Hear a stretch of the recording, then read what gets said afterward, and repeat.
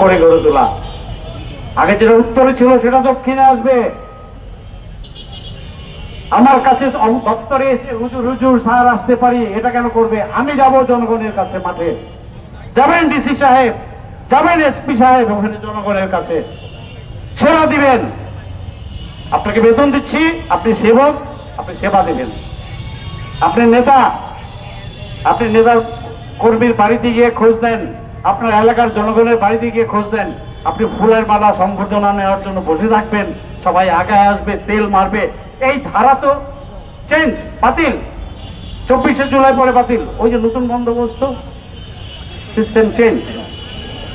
সকল ক্ষেত্রে আওয়াজ তুলুন, প্রতিটা সেক্টরে, প্রতিটা কাজে, প্রতিটা আয়োজনে, সব জায়গায় চেঞ্জ আনতে হবে, পরিবর্তন আনতে হবে। তা না হলে কিসের নতুন বন্দোবস্ত দিল?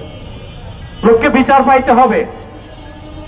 যার টাকা নাই, মামলা চালাতে পারছে না, রাষ্ট্র তাকে টাকা দিবে, রাষ্ট্র তাকে উকিল দিবে।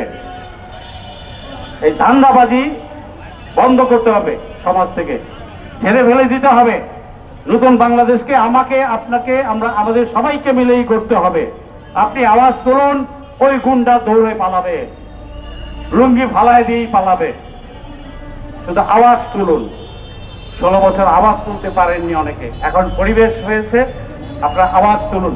এই দেশ আপনার, আপনার আওয়াজ তোলার অধিকার আছে, সাংবিধানিক রাইট আছে, আপনার কথা বলার অধিকার, আইনত অধিকার আছে। আপনি কেন বলবেন না? কাকে ভয় পাবেন?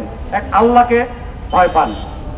আপনি আওয়াজ তুলুন, দেখবেন 10 জন আপনার পাশে এসে এমনি দাঁড়িয়ে গেছে। শুধু একটু সাহস করে আওয়াজ তুলুন। এখনো যে লেসপেন্সাররা বসা আছে অস্ত্রযন্ত্রের সকল অংশে, এদের বিরুদ্ধে আওয়াজ তুলুন। আমার যে ভাইটা সেক্রেটারিয়েটে, তার কোন একটা মন্ত্রণালয়ে আছেন, আপনি আপনার ওই মন্ত্রণালয়ে কোন কোন লেসপেন্সার এখনো ভারতের সেবা দাসগিরি করে যাচ্ছে, হাসিনার পা চেটে যাচ্ছে, অমুকদের সার্ভিস দিয়েছে, তার নামটা আস্তে করে আপনি বলে দেন, যদি প্রকাশ্যে বলতে না পারেন। আর পারলে প্রকাশ্যে ওখানে ঠেকান, আর না হলে সোশ্যাল মিডিয়াতে দিয়ে দেন। আর কেউ যদি না পারেন, আমার ইনবক্সে দিয়ে দিয়েন,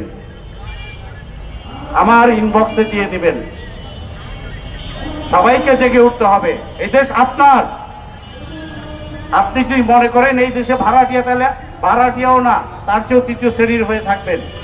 অতএব জেগে উঠুন। বিভাজনের রাজনীতি আর আমরা হতে দেব না, আর কোনো চেতনা বা আফিম বিক্রি করতে দিব না।